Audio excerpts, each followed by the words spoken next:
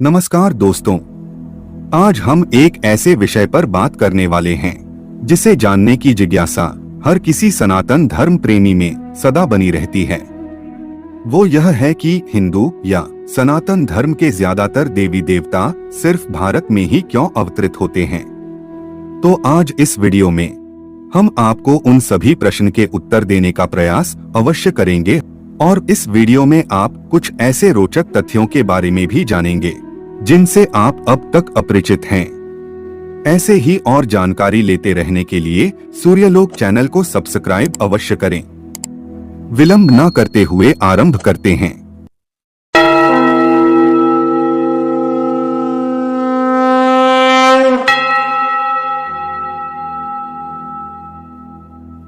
तो मित्रों, हमारे सनातन या हिंदू धर्म में ज्यादातर देवी देवताओं का संबंध भारत के ही अलग अलग प्रांतों से दिखाया जाता है। फिर वह चाहे प्रभु श्री राम हो जो अयोध्या नगरी में अवतरित हुए थे, या फिर भगवान श्री कृष्ण जिन्होंने अवतार लेने के लिए पवित्र मथुरा नगरी को चुना। ऐसे में स्वाभाविक रूप से यह प्रश्न होता है कि हिंदुओं के सभी देवी देवताओं का जन्म भारत में ही क्यों हुआ। मित्रों, यह समझने के लिए सबसे पहले हमें भारत के प्राचीन इतिहास पर नजर डालनी पड़ेगी। इसका उल्लेख हमें अपने पौराणिक ग्रंथों में भी मिलता है।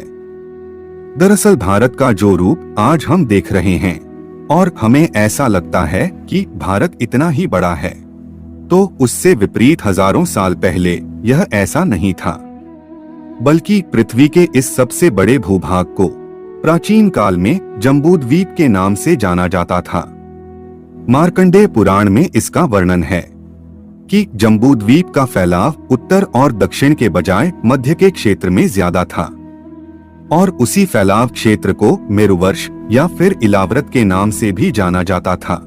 इलाव्रत पहले चक्रवर्ती सम्राट पुरुरवा की मां का नाम था। इसी इलाव्रत के केंद्र में पहाड़ों के राजा मेरु पर्वत का स्थान था और मेरु पर्वत के शिखर पर भगवान ब्रह्मा का नगर बताया गया है जो ब्रह्मपुरी के नाम से प्रसिद्ध था, तथा ब्रह्मपुरी के आसपास 8 और शहर भी बताए गए हैं, जिसमें से एक भगवान इंद्र का और 7 दूसरे देवी देवताओं के हैं। इसके अतिरिक्त वायु पुराण के अनुसार महाराज प्रियव्रत का खुद तो कोई पुत्र नहीं था, इसीलिए उन्होंने अपनी पुत्री के पुत्र यानी कि अपने पौत्र अग्नेंद्र को गोद लिया, जिसका लड़का नाभि था। नाभि की एक पत्नी मेरु देवी से जो पुत्र पैदा हुआ उसका नाम ऋषभ था। इन्हीं राजा ऋषभ के पुत्र भरत हुए और इन्हीं के नाम पर हमारे देश का नाम भारतवर्ष पड़ा। मित्रों, इसी संदर्भ में एक और मत त्रेतायुग से जुड़ा हुआ भी मिलता है, जिसमें यह उल्लेख है कि भगवान श्री राम के काल के हजारों वर्ष पहले प्रथम मनु स्वयंभू मनु के पौत्र और प्रियव्रत के पुत्र ने इस भारतवर्ष को बसाया था, पर इसका नाम तब कुछ और था। जो मित्रों यह सोचते हैं कि प्रभु श्री राम के अनुज भरत के नाम पर हमारे देश का नाम भारतवर्ष पड़ा, उनको बता दे कि इसके पीछे हमें अलग अलग मत अपने धर्म ग्रंथों में मिलते हैं। साथ ही एक और कथा प्रचलित है कि कुरु वंश के राजा दुष्यंत और शकुंतला के पुत्र भरत के नाम पर हमारे देश का नाम भारतवर्ष पड़ा, जिसके बारे में आपने भी काफी बार सुना होगा। हालांकि तब का भारत, जिसे आज के कुछ मनुष्य अखंड भारत भी कहते हैं, उसका भौगोलिक क्षेत्र बहुत विशाल और ज्यादा विस्तृत था और इसमें वर्तमान समय के कई देश जैसे श्रीलंका, नेपाल, पाकिस्तान, बांग्लादेश, अफगानिस्तान, भूटान, ईरान, इराक और चीन का कुछ भाग इस सभी के अंतर्गत आता था। यही अखंड भारत आर्यव्रत के नाम से भी प्रसिद्ध था। और मित्रों, ऐसा नहीं कि हिंदू मंदिर सिर्फ भारत में ही देखने को मिलते हैं। दुनिया के ऐसे कई देश हैं जहां हमें प्राचीन हिंदू या सनातन मंदिर के प्रमाण प्राप्त होते हैं और ऐसी कई जगह है जहां आज भी सनातन रीति रिवाज से पूजा पाठ होता है, जिसमें से एक है इंडोनेशिया। इंडोनेशिया के जावा में एक ब्रह्मानंद मंदिर है। प्राचीन जावा का यह सबसे विशाल हिंदू मंदिर है। यह मंदिर खासतौर पर ब्रह्मा, विष्णु और महेश को समर्पित है। और इस मंदिर को यूनेस्को ने विश्व धरोहर की सूची में भी शामिल किया है। इस मंदिर में त्रिदेवों के साथ ही उनके वाहनों के भी मंदिर मिलते हैं और ऐसा माना जाता है कि इस मंदिर का निर्माण 9वीं सदी के आसपास हुआ था। दूसरा है मेक्सिको। मेक्सिको में एक खुदाई के दौरान भगवान गणेश और मां लक्ष्मी की प्राचीन प्रतिमाएं मिली थी। जानकार मानते हैं कि मेक्सिको शब्द संस्कृत के मक्षिका शब्द से आता है और मेक्सिको में ऐसे कई हजारों प्रमाण मिलते हैं जिनसे यह सिद्ध होता है कि हिंदू धर्म की पहुंच यहां तक थी। तीसरा है थाईलैंड। थाईलैंड के राज परिवार पर सदियों से हिंदू धर्म का गहरा प्रभाव रहा है। वहां के लोगों का यह मानना है कि थाईलैंड के राजा भगवान विष्णु के ही अवतार हैं और तो और सनातन भावना का सम्मान करते हुए ही थाईलैंड का राष्ट्रीय प्रतीक भी गरुड़ रखा गया है। इसके अलावा बाली में पूरा तमन सरस्वती मंदिर और जावा में स्थित सिंहश्री शिव मंदिर भी मौजूद है, जो इस बात का प्रमाण है कि अखंड भारत काफी दूर तक फैला हुआ था और हिंदू धर्म की नींव सिर्फ उस भारत से ही नहीं निकली है जैसा भारत हमें आज के समय में नजर आता है। अब बात करते हैं स्पेन की।